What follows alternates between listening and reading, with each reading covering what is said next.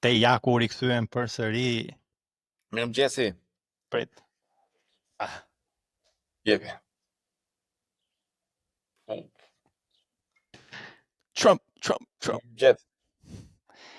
Një mirëmbrëma të gjithëve, përshëndetje Sklever të suksesit, të grind editor, për ata që vijnë për herë të parë në podcastin ton, unë jam Melsi, dizajneri, dhe përballë me kemi copywriterin Gjergj. Sot çfarë teme kemi Gjergj, sa ti e kishe çik shumë me merak të madh këtë temë. Kjo është nuk di si ta them, si thon këse. When it's too good, it's too bad. Shkrepe se dush. It's so bad it's good. Janë këto iderat edhe këto guximet që ti kur po ti shohësh shumë në plan të parë, po ti shohësh me shikim, domethënë me shikim të parë, fal. Me shikim të parë thuaj që çfarë është kjo, futja kota, çka ka bëu me këtë. E pastaj vetëm kur e shikon që ajo në treg, domethënë e myt fare. Super sukses. Po si ato që thonë, I mirë, po janë të gjitha drejtimet, kur pastaj del që ishte I mirë në të gjitha drejtimet. Ajo, po ja. Sta mushte synin, por nuk ta mushte synin, të më thon ti që thua që. Ja që nuk Çuni tetos. Nuk më kujton shembull konkret. Po është e çuditshme domethënë se si ti s'mund ta dish kurrë që në fillim që çka ka për të bërë punë dhe çka s'ka për të bërë punë. Çfarë lloj reklame, çfarë lloj mesazhi, çfarë lloj postimi. Do të thjesht nxjerrësh atë. Ke I gjon mendje nxirre. Ose për shembull kur vinin këto historitë që vjen pronari ose drejtoresha e marketingut me një sugjerim idiot në atë strategjinë të konceptin që mund të ketë pas agjencia për shembull, ose që mund të ketë pasur ai personi që po merret me atë punë, me reklamimin e shërbimit. Edhe ti thua që po kjo çfarë do tash, që fut hunën kohë, ose po ky na leratë si edhe s'merr vesh edhe futja kohën. Po duke se për I kthemi atij muhabetit drejtorit që I di të gjitha që thot çfarë thosh. Edhe që ai muhabetit drejtorit që di të gjitha, drejtori tash çaj drejtori pronari që di të gjitha. Pronari. Drejtori founderi. Po pronari e di që të gjitha sepse është deri diku I ka kaluar, domethënë. Okej, e njeh tregun edhe klientin edhe. Edhe thamë që në sa gjëra normal që ka më shumë insight se të gjithë tjerët. Edhe në herë mund të qelloj që godet. Mirë, po këto janë qenë parashikueshme edhe se kupton asnjëherë. Pa nxjerrë në treg. E pa mundur. Dhe me sa duket është ajo që bën goditjen e të vërtetë është thjesht guximi. Njerëzit e ndjejnë kur ti bën një gjë sa do të mirë apo të keqe, kur është e guximshme, ndjejnë që është e guximshme.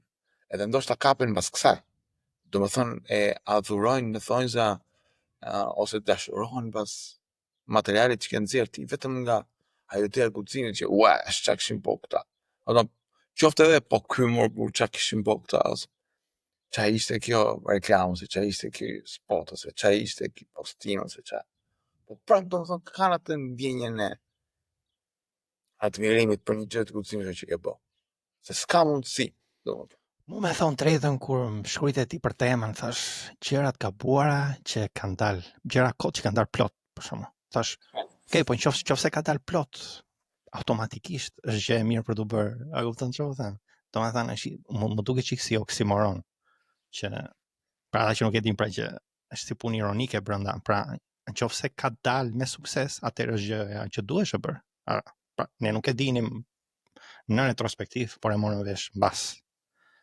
Pra, nuk diesh në atë moment, provuam disa gjëra, por mua më duk më shumë si një muhabet eksperimentimi, që ti eksperimenton në gjëra që në pamjet parë nuk duken se do funksionojnë, por që po të dukeshin në pamjet parë që do funksionojnë, të gjithë do I bënin.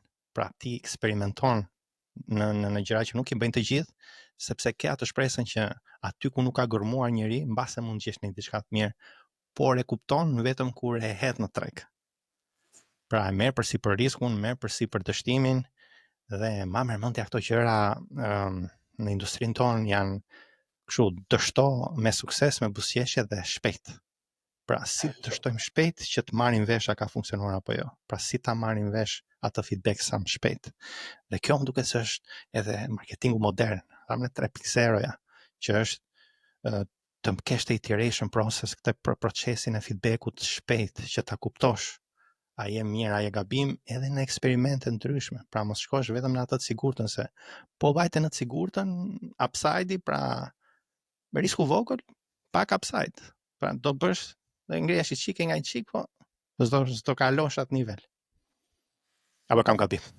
Jo, kjo çështja e volumit është e drejtë, sepse vetëm me duke prodhuar volume arrin të kesh më shumë të dhëna se çfarë funksionon dhe çfarë jo, dhe arrin të krijosh një lloj ideje. Ajo që më ka çuditur mua është fakti që nuk ishin as ide, nuk ishin as lëvizje në këtë lloj mendësie, domethënë nuk ishte çështje Kishin këto plan, thotë, ishte thjesht. Nuk ishte çështje eksperimentimi, Utja. se ma gjen, po të kishin këtë mendësinë e eksperimentimit që okay, hajde të provojmë këtë gjë, po se eci do provojmë gjë tjetër. Okay, jam gati, domethënë me thonë që kështu, po ajo siguria që bëje kështu ose bëni këtë ose edhe në letrat tona thonë se në hesapet tona s'di të hesap, thotë që ti e ke ndryshe këtë, po këto. Po ka qelluar për shembull që edhe briefi ka qenë gabim për shembull, ose ka qenë pa lidhje, është briefi që të vinte ishte diçka që e kishte plotësuar ky punonjësi sa për ta sjellë ty pa ju dedikuar punës edhe pa e marrë shumë seriozisht, edhe ndërkohë që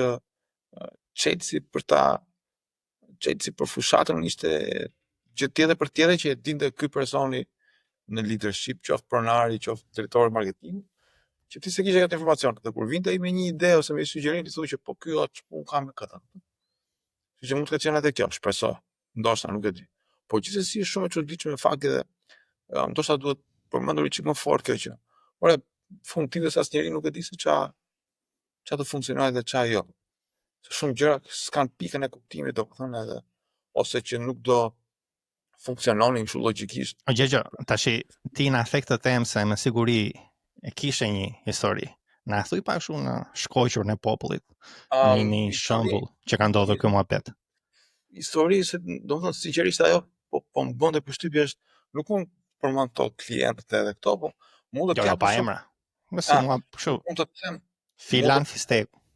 Mund të them dy raste shumë të ose dy fenomene shumë të çuditshme. Ka qenë në 2000-shin, sa viti largët, po shumë njerëz, në 2000-shin televizioni na ka bë me mendu për 2000-shin si më qenë. Ku di unë epokë e gurit. Televizion privat që pri internet dhe pri AI.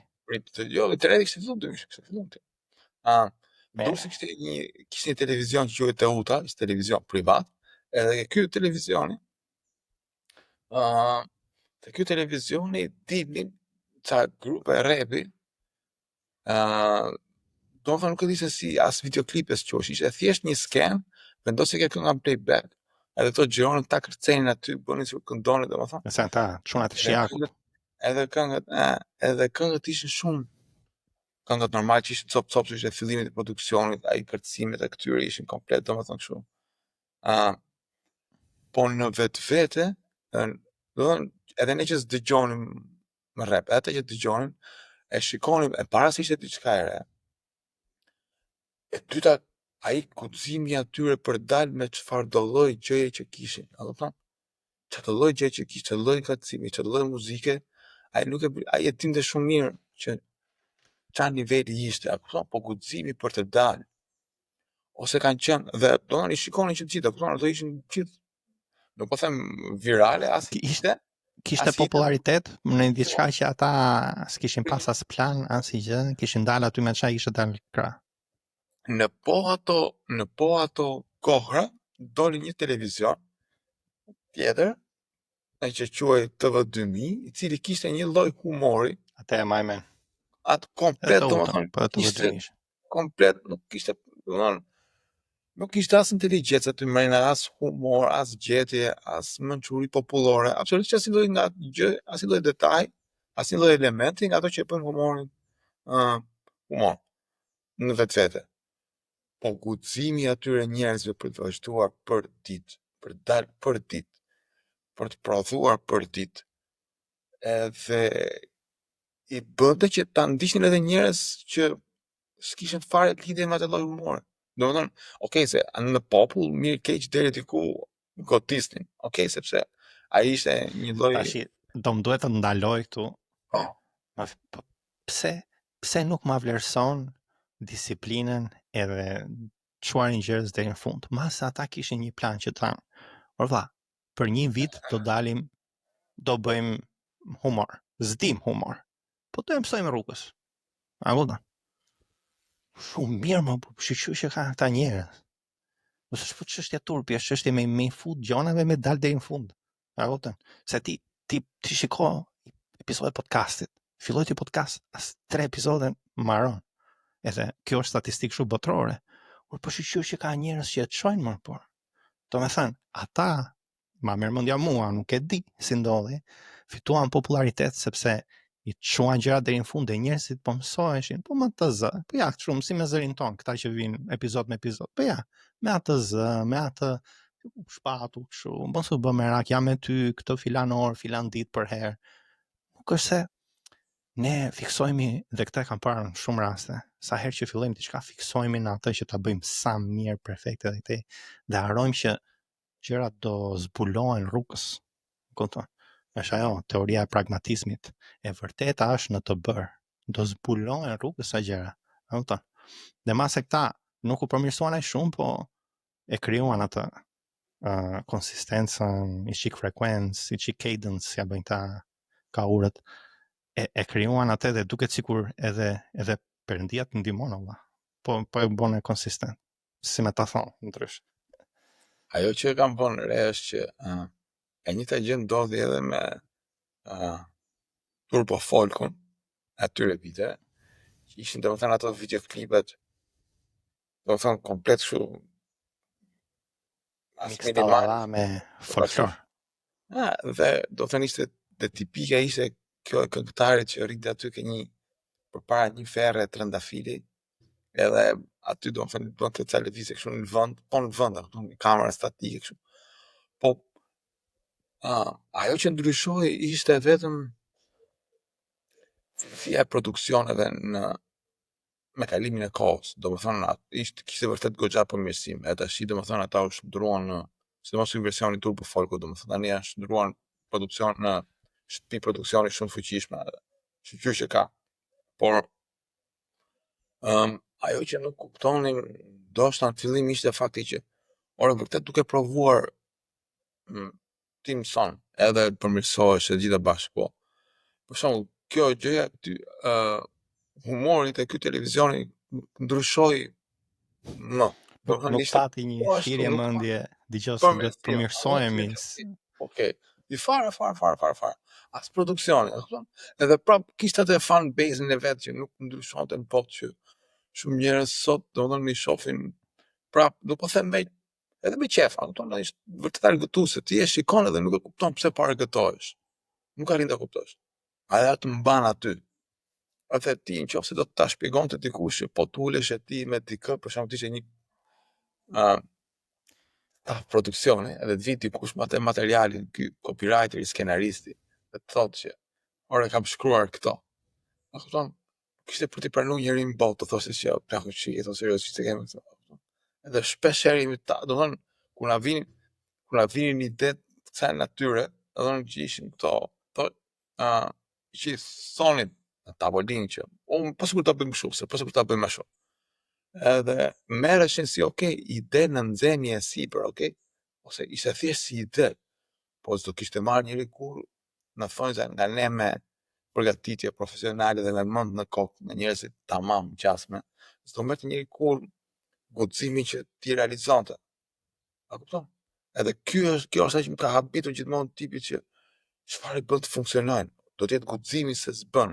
Guximi është ajo qëndrueshmëria, vazhdimësia në punë, sepse përmirësim nuk shoh. Unë jam më shumë për dytën, po edhe para normalisht, kurse kur e fillon diçka tre, duhet guxim për herë se jeni kështu në hapësira të pa shkelura përpara.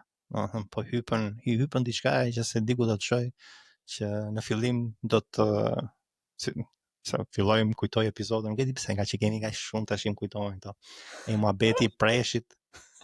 E di që do i hypësh. Të kujtosh se edhe ata mase kujtoni se ishin shumë përqesh, përse ishin, kupton, për nga që e filluan e thanë, sa të mirë që jemi ne, dhe kemi njerëz që vinë na shohin e kështu. Por prap vazhduan. Kjo është që mos heqësh dorë, të paktën që ti shpëtosh kësaj prokrastinimit. Dhe si plan vetes, që sikur çfarë do të ndodhi, sikur asnjëri mos na shofi, deri në këtë datë do e bëj në mënyrë konsistente. Dhe në fund, pastaj nëse s'ka ec, s'pëlqen mua kjo shprehje shumë. Në fund nëse s'ka ec, të paktën mund të thuash si të bësh që mos të eci. Pra, mos bëni këto gjëra. Ure ke arxhuti kohën për tjerë, më thonë, është tërë material valla. Se e ke kështu, e ke edhe autoritetin për ta thënë, se thjesht nuk ka ec, e din gjithë që nuk ka ec. Edhe mund të thush atë, e ke si material, eksperiencë të shtimi dhe thu, kjo s'm ka ec për këtë arsye, dhe ju them pse, edhe njerëzit do të besojnë. Po, e dim që këtë si ka ec. Kam parë intervistën e dikujt që Frank Zappa quhet tipi, ka qenë muzikanti shumë kontroversë dhe ka qenë shumë i çmendur me atë të vetën. Edhe ky shpjegonte se si ishte prishur industria e muzikës, edhe thoshte në fillim fare këto shtëpi diskografike drejtoheshin nga ata burat në vend thashtë me puro që se kishin haberin fare nga muzika. Po ama ai kishte shpirtin kapitalist. Edhe kur i sillnin një album, ai e shifte dhe thoshte, "Çfarë është kjo?" valla thoshte. Nuk e di thoshte çfarë është kjo. Ta biznesmen. Po nxjerrin treg ta shohim mirë çfarë është. Domethënë ai nuk merrte vendim vet. Ai thoshte nxjerrin treg. E shef tregu vetë se çfarë është. Dhe në këtë formë tha, arrinin të publikoheshin lloj-lloj punësh, dhe atë që pëlqente njeriu, atë që pëlqente tregu, e përqafonte. Po lloj-lloj, kurse sot kanë ardhur njerëz që pretendojnë që e dinë se çfarë duan njerëzit, edhe nxjerrin vetëm gjëra që i duan njerëzit, me mendimin që njerëzit duan këto dhe nxjerrin ato. Dhe kanë përfunduar nxjerrin Të nxjerrin shumë pak edhe me pak volum se merr vesh. Sepse tani janë këta që gjasë marrë vendimin. Ndoshta ne kemi pasur në këto them ne, domethënë njerëz që merreshin me konceptin e marketingut edhe me strategjitë e marketingut edhe me mesazhet. Ndoshta neve ram prej kësaj mendësisë që okay, ne kemi kaq vite që merrem me këtë punë, dim neve se çfarë bëjmë edhe e dim vetëm ne. Edhe po duhet të rush edhe ekspertizën tënde për që të ketë vlerë. Duhet të thush për tjerë se, për shembull, ne që jemi dizajnera, unë mund të them ty çfarë ku do shkoj vëmendja në fillim herë parë, dytë herë tretë. Domethënë hierarkin mund të ta them, sa gjëra për dizajnin, për kontrastin mund t'i them, pavarësisht se u fut në focus group apo në treg apo jo. Pra, ekspertiza në radh parë është që i heqim ca gabime që në fillim e pastaj e hedhim, por në të njëjtën kohë çfarë dim fundit në të vdekshmit. Kupton asgjë. Tregu e di. Edhe nëse gjen mënyrën se si të marrësh këtë feedback në mënyrë me sa më pak dhimbje, bëj atë sa më shpesh, sa më shumë. Edhe kjo, e keqja është ndoshta nga që ne nuk e shifim në formën e eksperimentimit, domethënë kur të vinte një ide nga drejtori, le të themi, ose nga klienti, kur të vjen një ide nga klienti, nuk e merr kurrë si eksperimentim. E merr kështu si në shtrim, e merr si poshtërim, të vjen si ofendim do në tipit që tash mos na jep ti ide se për ne para paguar, kupton? Para paguën që ta bëjmë ne këtë punë, jo që ta bësh ti. Plus pasaj ku është vlera në atë që ekzekuton? Vlera është në atë që i vjen ideja. Edhe ndoshta ishte një kompleks, domethënë kjo situata që këto ide që në pamjet parë duket sikur s'bënin. Mirë, po që qëllonte ndonjëherë që funksionon, e kupton? Edhe ti se merr vesh. Edhe e keqja është në fakt që ke drejt që neve s'kemi pasur një feedback për okay, çfarë bëri të funksiononte. Do thonë këto focus grupet nuk pyes, as nuk ka focus group. Se në momentin që kjo rrjetet sociale më bër focus grupi. Ja ku ke sot e ke internetin, hudhe çka ke. Më përpara, po edhe më përpara, nuk më mblidhej nuk kishte njëri që të merrej që të mblidhej me informacionin që ta mblidhte këtë feedback edhe nga social media, edhe pse është falas informacion. s'kan ngej njeri domethënë atë orarën e vet punës që duhet aty të thotë që çka ka thënë njëri, çka ka thënë tjetri. Po edhe nuk është e thjeshtë, do të bësh njëri çik Po. shikueshmëri që të njohin e pastaj të kesh çik feedback, se kështu me të parën nuk hedh dot as status se nuk ta shef njëri. Kështu që do shkosh të komentosh, i thon atij Mobeti. Po domethënë sa më thënë që edhe sot nuk është e thjeshtë edhe me social media. Duhet punosh që të kesh një lloj feedbacku, pastaj që të kesh disa njerëz që ta shohin. Se kështu sade asnjëri s'ta shef asgjë. Se mami e shef, si ishte. Ja tregon atë që shef vetëm mami. Ja tregon ta shef vetëm. Me pa vetëm mami çfarë thot plaka. Qa feedbacku dhe javi shketa. Tani, e bëjmë që kështu praktike. Si me e bë këtë lloj eksperimenti të shtimi sa më pak dhimbje dhe sa më të shpesht. Çfarë ke parë ti e çfarë ke përdorur ti në këto raste në punën tënde? Kur ka qelluar në përvojën time, kur ka qelluar që ke pasur guximin të provojmë diçka të dyja palët, dihet që në fillim edhe është marrëveshje ndërsjellët. Edhe që të dyja palët thonë që okay, e dim që ndoshta s'ka për të funksionuar, po janë shumë të rralla. Do të thonë që okay, hajta provojmë mirë këtë. Edhe mund të qenë në një seri, për shembull, postimesh, do të thonë që janë gjëra që nuk kanë rëndësi. Në fushatat e mëdha nuk lëviz njëri. Sepse këta e kanë në përgjithësi këto kompanitë, unë kam fjalë për produksione, kur them gjëra të këqija që kanë funksionuar, bëhet fjalë produksione që kanë kushtuar 10.000 euro. Do të gjëra që ti në mes të asaj ekspertizës tënde, ekspertizës të studios produksionit, ekspertizës casting të kujtoj gjithë njerëzve të regjisorëve, ka ardhur një koment për shembull që shiko bëjeni kështu filan që edhe që nuk kishte kuptim fare me gjithë tablon e madhe të konceptimit. Te e quaj një bast me bet madh, 10.000 euro bast. E vërtet. Edhe ka qelluar për shembull, kanë qelluar 2-3 raste të mira që kanë funksionuar me të vërtetë. Edhe ai elementi ka qenë shumë i rëndësishëm tek e gjitha. Dhe ne s'mund ta pranojmë të që në fillim. Dhe nuk kanë qenë në rastet që, okay, e kemi provuar 1 herë, 2 herë, 3 herë, 4 herë, pastaj hajta provojmë mirë të gjën e çmendur se asnjëherë nuk i dihet. Ka qenë thjesht shumë një fushat që bëhet 1 herë në vit. Edhe kjo fushat që bëhet 1 herë në vit s'mund ta rëndësishme. Është e rëndësishme, kupton, do s'mund gaposh, nuk mund të eksperimentosh.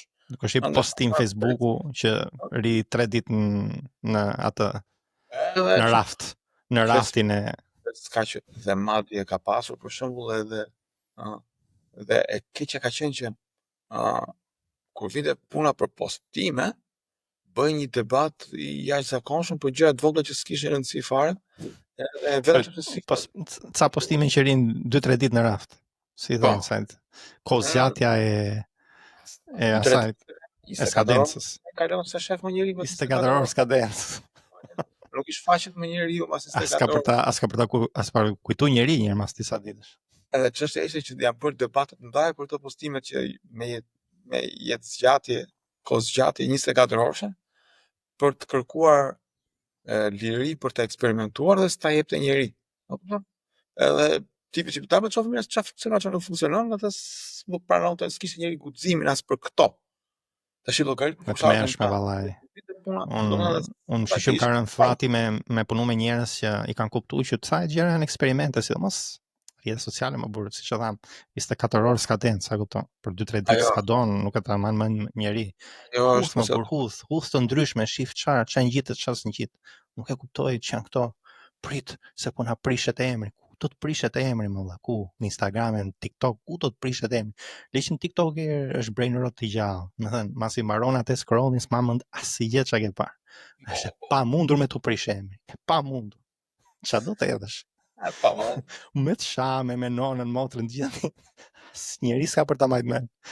S'ka për ta marrë mend kush e ka thonë, jo më si muhabet. Ky është, unë them, ta mbyllim këtu e the. Unë do thoja pak nga kjo përvoja, eksperienca ime. Kam mënyra teknika që një lloj basti ta vësh pas të vogël. Pra, si të testosh iden, atë esencën e asajt. Dhe kush është me të vërtetë zgjuar e kupton si ta testoj. Nuk e di te grupi jon Inner Circle, te Creative Incognito në WhatsApp, po e lëmë një link aty te descriptioni. Ishte dikush që tha ka 2000 e mban me atë, besoj 2000 biznesën të to, tha du me hap agjenci. Mendova, akoma me këtë mendësi hudh lek si për bastit me e provu. A do funksionojnë që ajo value propi joti do ishte ti shkoj te dera, ti takoje, ti jepi dorën se s'kishte asnjë me zyrat e tyre. Gjatë gjithë agjencitë e marketingut ishin diku tjetër. O shok, po vetëm shko edhe takoj, edhe edhe testoje me gjën më të lirë të mundshme, nga ana e kohës, energjisë dhe lekëve, më të ultën e mundshme testoje. Pes shifa ecën. S'ka pse me u hedh investimi në qira, në zyra. Dhe pastaj të marrësh vesh që ato biznese s'kishin nevojë të isha aty, mjafton të vije nga Shkupje, nga Prishtina. Domethënë, e gjithë zgjuarësia nuk është se je mirë matematik, apo thoni bën shumë. Jo, zgjuarësia është në këto raste si të kuptosh testimin në mënyrën sa më të lirë, sa më pak dhimbje, sepse nëse gjen atë gjë, pastaj në çdo rast tjetër ti e kupton se si ta bësh këtë dështimin e shpejtë dhe me pak dhimbje. Edhe siç thot Winston Churchill, që suksesi është të shkosh nga një dështim në tjetrin me buzëqeshje në fytyrë. Duhet i lloj që edhe ta ruash veten, përse po dështohesh me shumë energji e lek sipër, edhe kohë tënde, fillon të moralizohesh. Nuk ke pse mund të moralizohesh. Po i zgjuar, shikoj këto gjëra, testoj pak, edhe unë e kam vërej paktën në njerëzit që kanë marrë më shumë sukses, ata që shikojnë LinkedIn, grupi LinkedInit, grupi WhatsAppit, të gjitha më të mirët, janë shumë zgjuar në testimin e këtyre gjërave. Pra gjërat që i bëjnë thonë, a do më bësh një fill up form, a do më thuash diçka, pra hidhen treg, merre si përshtypje. Është shumë e thjeshtë sot ta bësh. Dhe nuk ka nevojë të hudhesh me lek sipër, me kohë, me energji, ky do hapte zyra. Jo, nuk është më ajo kohë, 2025 do më qeni zgjuar. S'mund t'i marrësh këto baste kaq mëdha. Edhe unë në atë moment mendova, kjo është fiks për se si të eksperimentosh, pra për temën tonë. Gjërat e gabuara funksionojnë, mundohemi që të gjejmë esencën e këtyre gjërave, nëse janë gabuara, atëherë mos na dhëmi shumë. Në fakt, kjo metoda ka një metodë eksperimentimi të lean marketing. Lean marketing. Ka një metodë eksperimentimi që ti merr për shembull 10 provon 10 ide për të bërë një Google Ad. Ti provon 10 ide. Apo 10 banner ndryshëm. Edhe shikon ata 10 banner. Kush nga këta ka performuar më mirë? Ose A/B testing në jargon, pra ata që se di. Pra, ti provon 10 copë. Shikon kush nga këto ka funksionuar më mirë. I merr të dyja, i përsërit. Shikon çfarë elemente kanë të përbashkëta, gjen elemente të përbashkëta, të elemente të përbashkëta, prodhon 2-3 tjera, është shumë e rrallë. Po kjo është gjë e saktë, domethënë këtu është ekspertiza. Këtë e pranoj. Që kjo është ekspertiza, ti merr vesh, eksperimenton dhe ti je nisur që në fillim me idenë që do eksperimentosh. Po ti tash për këto gjëra do flasim, për njerëz që kanë çik më tru edhe që bëjnë planifikim, ose do flasim ne hypi drejtorit, ju tek e udhi edhe funksionoi. Kjo ishte ajo ngacmimi që po thoya, këto gjërat e mira që ti s'mund ta dish në fillim që janë të mira, se këto gjërat që zë kishe edhe më vjen keq që shumë prej këtyre fushatave dhe këtyre elementeve si kanë mbajtur shënim ose ishim ignorant që në aspektin e analizimit që çfarë funksionoi te kjo. Çfarë mësimi nxora për herën tjetër. Domethënë, nuk shikonin fatkeqësisht punën, produktin që kishin nxjerr, çka kishin nxjerr nga dora, po ngelej ajo egoja jon mes asaj që në marrëdhënien me personin tjetër. Domethënë, ose filloni të hamensonit, për shembull që ti, mbase briefi nuk ishte i mirë, mbase futja kodon, mbajtën gjëra nga briefi. do të kishim parë, thënë, okay, çfarë funksionoi te kjo? Të ishim kapur mbas asaj. Nuk Do të kam pasi kohë. çik për ulësi aty me kuptuar që nuk i kupton Vërtet, edhe nuk e na humbi me kalimin e kohës, kujtonim se e dinim të gjitha. ishit aty Dinim të gjitha te se edhe male tani kruse. dinim të gjitha. Edhe kjo është shumë e keqe, domethënë ky testimi para prak kur thua ti përpara se ta nxjerrësh diçka, mund nëse është kaq e rëndësishme, kaq e madhe, kaq e te një testimi i vogël përpara se ta nxjerrësh, shohësh çka ka që shkon. Vockët. Njerëz merr mendje se asnjëherë nuk i dihet nga të vjen ai feedbacku që ta ndryshon atë, si i thon, feedbacku që të ndryshon gjithë strukturën e gjës. Si për unë i kam gjithë shembull nga muzika në fakt. Ose Po për jepi shembull ti çeke kitaristi gjithë gjë muzikë.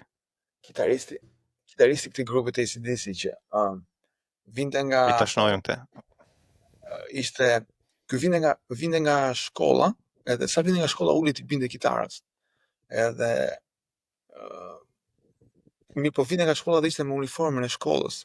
Uniforma e shkollës ishte pantallona të shkurtra, xhaketë. Edhe këtë e shikonte, edhe motra e shikonte gjithmonë që ky vinte nga shkolla me të uniformën dhe binte kitarës. Motrës ishte fiksuar ky imazhi. Edhe kur kishte për të bërë koncertin e tij të parë dhe e pyet motrën, i thotë që kemi koncert tani, po çfarë më sugjeron, çfarë daj të vesh në një gjë. Edhe kjo i thotë, vish rrobat e shkollës. Ati të ishte shku kur neni me besh rrobat e shkollës, të mbante atë uniformën e shkollës. Sepse me mendin e vet ai do shkonte me atë gjën e ekspertit muzikës, do daj tani për të bërë muzikë rock do të vesh pantallona Ose në tre fund, belit. Po pra, ose se gjëra. uniforma është i çik kështu që Uniforma e shkollës konformiste. ka lidhje fare, nuk do të shkonte me një botë. Dhe ndërkohë, uniforma e shkollës ishte në të vërtetë në atë ambient, në atë sken, në atë kulturë, ishte gjëja më antikonvencionale, sepse askush nuk do të dilte në sken rroku me uniformën e shkollës. E kupton, do të që sta merrte. Dhe ky feedback i erdhi këtij nga dikush që ishte jashtë, ishte i pa influencuar nga informacioni, nga kultura, ai ishte një ide, ajo thashë, mua pëlqen kjo gjë. Dhe ajo që më çudit mua, ajo që më krijon atë inatin edhe prap kuriozitetin më të madh është që ky elementi si funksionon, ky mentaliteti që ku ta gjej këtë feedbackun e jashtëzakonshëm që më sugjeron të bëj një gjë idiote që ka për të funksionuar në mënyrë të jashtëzakonshme. Do thonë it's so good it's bad. It's so bad it's good. Po pra. Unë do isha ai që do thoja ta provoj mirë këtë uniform në koncertin më të vogël të mundshëm me unë do thosha direkt, sa më pak rëndësi dhe po funksionoi aty e çojmë tek ai i madhi. Po bëhesha direkt si e pronar. Shiko, ka edhe diçka tjetër. Është nuk e di, është si punë providence, si ta shpjegoj këtë.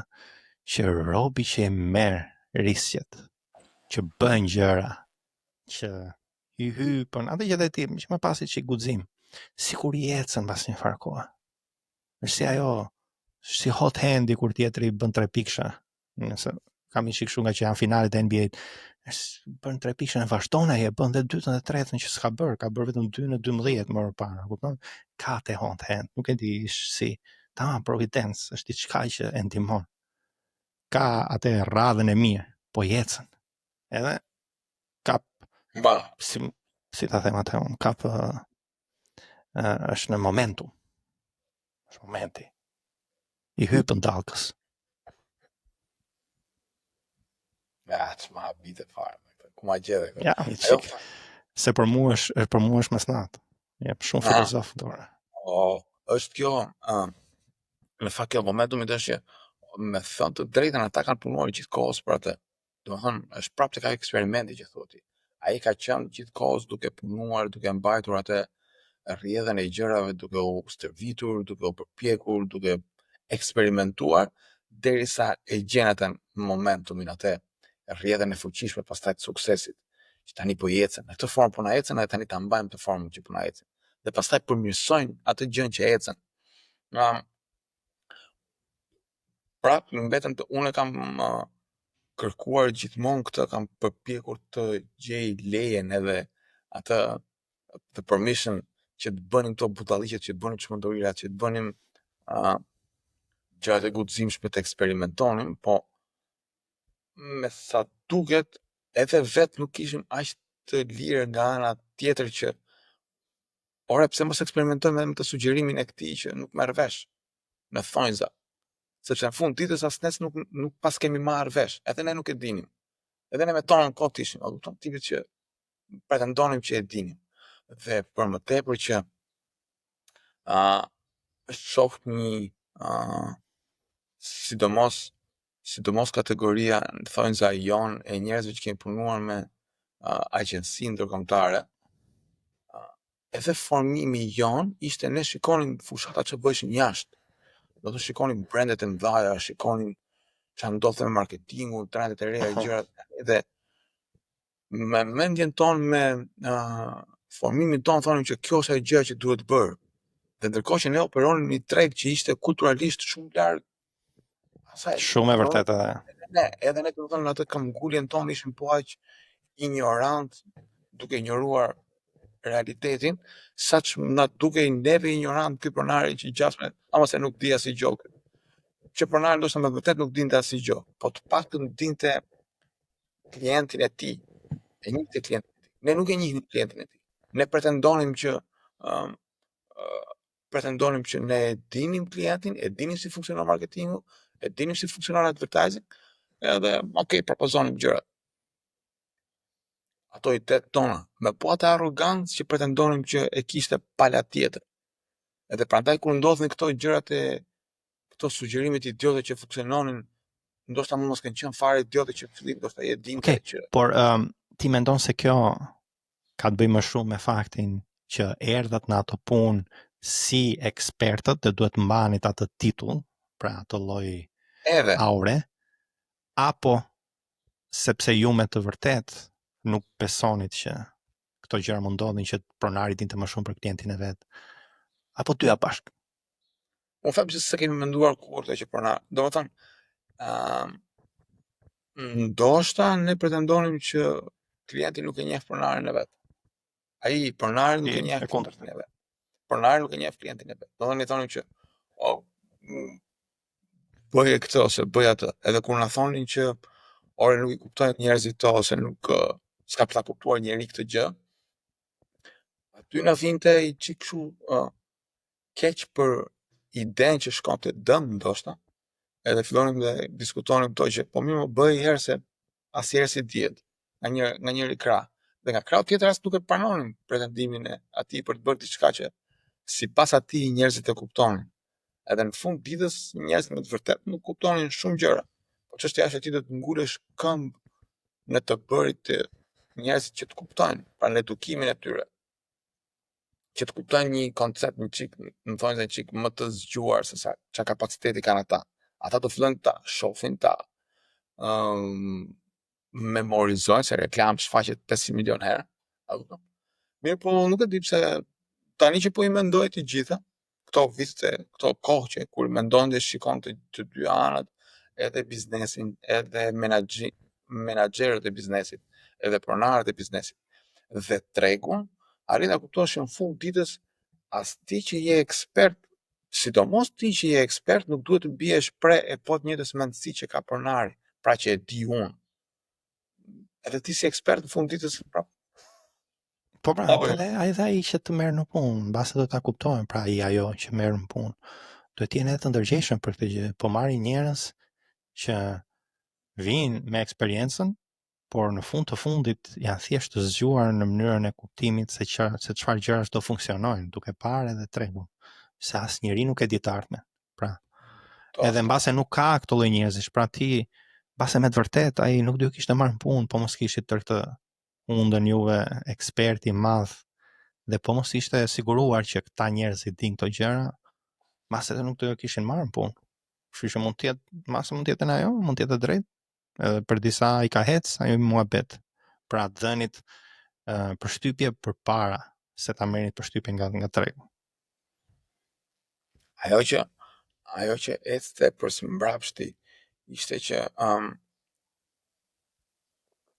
ndoshta këto sugjerimet e mira ishin në një rrjedh sugjerimesh ose komente që bëheshin dhe që shkelnin ekspertizën. Dhe ndoshta prandaj kanë ikur kështu, si thua, si pa u vënë re, ose ne e konsideronim çfarë do lloj feedbacku që na vinte, e konsideronim si të pavlerë, si komplet kot, sikur nuk ka për të funksionuar. Sepse ndonjëherë bëheshin si thua ti komente për të bërë veprime ka fuskot me që përmendë hierarkinë e dizajnit, domethënë diçka që shkelte edhe hierarkinë e dizajnit. Ai jeni sugjerim që dëgjoj, bëj filan gjë kështu dhe ti i thoj, po jo nëse kjo domethënë ke funksionon që po mos ishte e vërtet ajo, shumë gjëra do ishin gabim në dhe çështja, dhe kur vjen puna për vinte puna pastaj për gjëra të vogla që nuk shkelin ekspertizën, po ishin thjesht kështu eksperimente, pastaj humbiste nocioni që ora ky është eksperiment apo është ndërhyrje. Edhe mendoj që tani që po e shoh në këtë aspekt, mendoj që kjo ka qenë. Pra neve si ekspert krijonim një mur që refuzonim çfarë do lloj feedbacku ose sugjerimi, sepse pjesa dërmuese e sugjerimeve shkonte kundër ekspertizës. Dhe pastaj egoja jonë e kalon mbi vendose mbi atë profesionale, mbi përvojën profesionale, dhe ne nuk arrinim të dallonim dhe nuk donim të dallonim më që kush ishte një koment që shkelte ekspertizën dhe kush ishte një koment që promovonte eksperimentimin, që i jepte frymë eksperimentimit.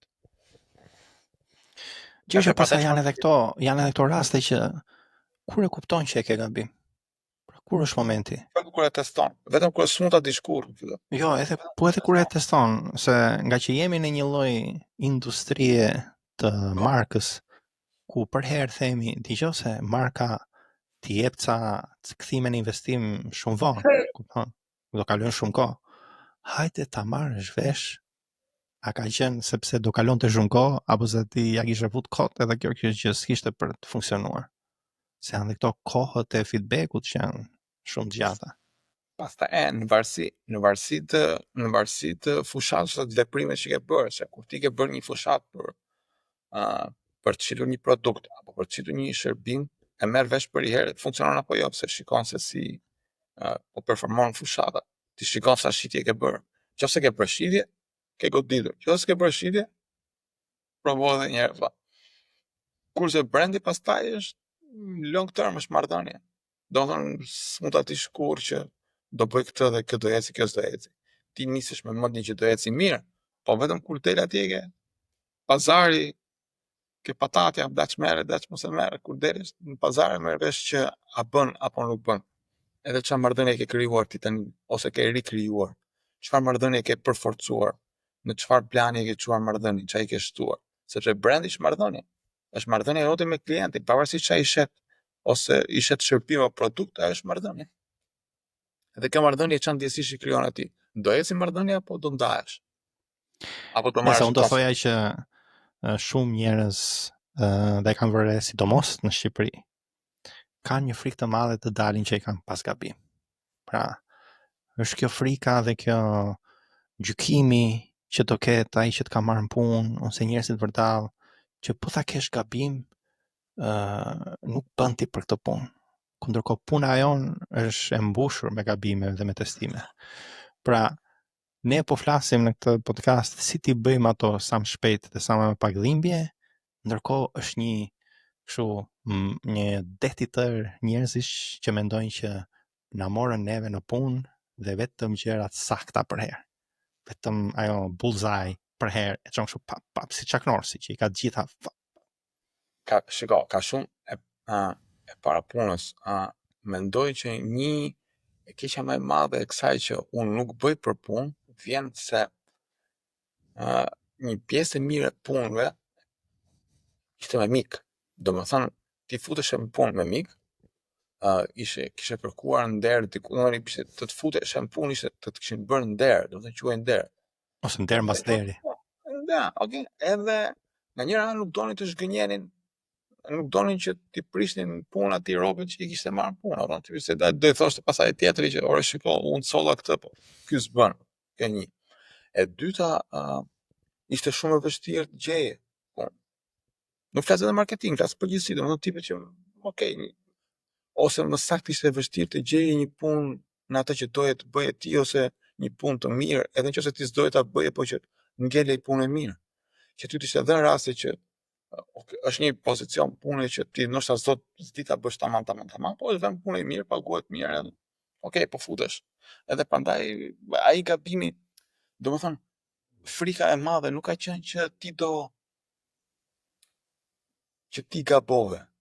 Frika më e madhe ka qenë që unë nuk do arrit të bëj asgjë që ky gabim të harrohet. Do thënë jo vetëm që ta mbulosh, po të bësh diçka që thosh që ama filani e viu me këtë fushatën ose këtë gjona se ja futi kot e kjo, po bën këtë. Ke parasysh kjo është e keqja. Domethënë gabimet ishin një goditje e madhe për një performancë mediokre. Ndërkohë që po ti jesh në nivel që ti po kur je profesionist për vërtetë që ti vetëm deliver, vetëm një punë të mira, nuk e ke problem fare se bën 1, 2, 3, 4, 5 gabime. Sa të bën pjesë e përvojës. Kurse kur ai gabimi është një kur i madh i performancës tënde, Apo që kanë edhe lloj menaxhimi këta leadershipi emocional. Po, Si patjetër. të mvija dite, si të këtë pa në mëgjes, edhe sidomos mos ja ka fut kohët ky që ka marrë në punë, më ja rrasi kohët ky ma futi mua, ose ma ka bo me qëllim, ka lloj, ke parasysh ti nuk e merr vesh ç'a mund t'i hyjë në menje, Intriga. Ose ati, intriga, edhe të vinë me kështu me një shkarkim emocional që me mëgjes e me gjëra tilla, edhe thu, se kur thu ti, pritse, nuk është aq e thjesht në këtë lloj punësh me i qetë. Edhe se po flet edhe me njerëz tillë. Se kush e ka në dorë, nuk e zgjedhim ne kush i ka në dorë këto. Llogariti thuash që po më hajta provojmë mirë të eksperimentojmë, kupton, e thot po ti me biznesin tim do eksperimentosh. E kisha bo vetëm eksperimentime. Ç'a të mor aty?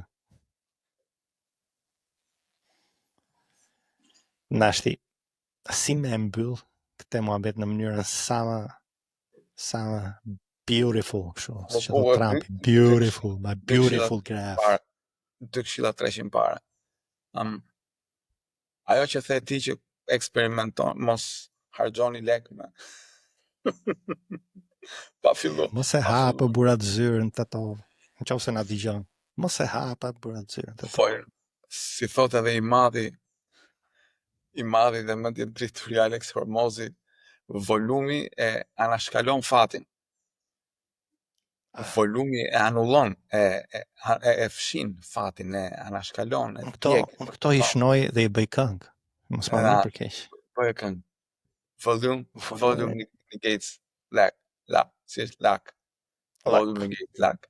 Dhe çështja është që sa më shumë provosh, aq më shumë do gabosh. Dhe nga këto gabime ti arrin të kuptosh ç'a mos bësh më. Pik. Kuraja për të provuar, nuk ka rëndësi se si të duket ty në atë moment. Kur të vjen një ide ose kur të sugjeron një gjë, provoje se s'mund ta dish, kjo do funksionojë, kjo nuk do funksionojë. Pik. Unë do të thaj diçka tjetër, ne po mbyll kështu nga ana ime. Tak është botë e egër. Domethënë, nëse je në një lloj, nëse ke këto mendime për vete, që je në një nivel të lartë konkurrimi, është e pa diskutueshme që duhet të mësosh se si të gabosh sa më shpejt dhe sa më pak dhimbje. Nuk ka mënyrë tjetër. Pra bëhet llaf sidomos për teknologjinë. Pra unë bëj lloj budalliqesh me këtë AI me gjëra të tilla vetëm me testu e me pa ku ecën e ku secën, ku ngjit e ku s'ngjit. Dhe janë dhe që ta marrësh vesh do ta hedhësh në treg, a kupton? Është e pa diskutueshme që një njeri që është i turpshëm nuk ka për ta bërë ndonjëherë. Pra harroje të konkurosh kur je i turpshëm, harroje të konkurosh kur mendojnë që nuk do që njerëzit mendojnë që ti po gabon, janë gjëra e ke vënë veten tënde në atë lloj standardi, kjo është e vetmja rrugë. Pra, bëj sa më shumë gjëra, volum edhe gjithmonë veshin aty. Ku kanë gjit? Shife mirë ku kanë gjit, merre vesh pse kanë gjit, bëj më shumë nga ato gjëra, ha? Si është more better differ. Nuk e di pse më mbledh kështu to dishepujt e Hormozit. Duket se duket kemi filluar të japim të shëmbull anglisht, na e njofi titrat, ja. Mu pëlqen kushdo që bën shumë podcaste, kështu që ai Interesant. Bronson këto tjerët, ç'n si ka, ja, është kjo puna e konsistencës. Le t'ja fus kot. E kanë Prapa të ty, është ai zëri që na ndjek. është kjo pastaj që e kanë të rezia i prandaj po podcast. Po t'ishte në punë tamam kot Ja. fare. Po edhe katër atë staff, për shembull, ta kisha unë atë staff tu e kisha bërë kështu. Drita, neone, gjëra, pse ka staff, unë kam gjithmonë justifikim gati, e kam shumë gjë. E ne me këtë e mbyllim, edhe shumë faleminderit që duruat tërë këtë një orshin. Po jeni të papama, nuk e di çfarë të them këtyre. Po vjen për herë. Edhe si më thënë mbrapa. Tash na shkruani në komente qoftë keni pyetje ose qoftë keni sugjerime për episodin tjetër, se ne po mbarojmë me këto tema, se po na shteron xhepi, s'po dim ku gjej. Do vjedhëm. Natën e mirë, ditën e mirë, mëngjesën e mirë, si ta keni? Dy këshilla 300 parë këtu nga Marketing 3.0, nga unë Elci dhe nga Gjergji. Edhe ciao. Hajde mos e vrisni mendjen se këto gjëra kështu e kanë.